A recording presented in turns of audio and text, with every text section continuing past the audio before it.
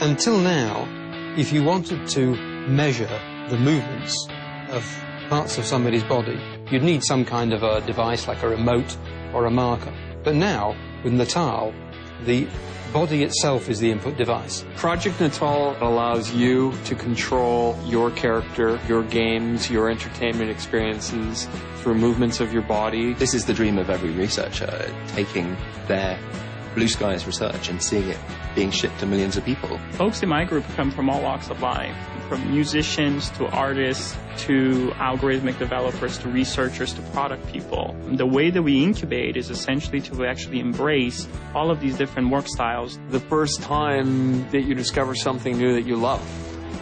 That's what the first moment was like when I walked up to the sensor, gestured, and saw that come to life on the screen. We knew we had something when we took the first demos that were using the skeletal tracking technology, and we actually had people using every part of their body. Not only were they smiling, but they said, hey, I was actually there. One of the brilliant things is that the 3D camera, for the first time, is going to be available. That gives you the three-dimensional information about the distance to every point on the body, but it doesn't actually give you an interpretation of where the limbs are, what the angles of the joints are. So for that, we need to build software. What Natal does is it evaluates effectively trillions of body configurations every frame.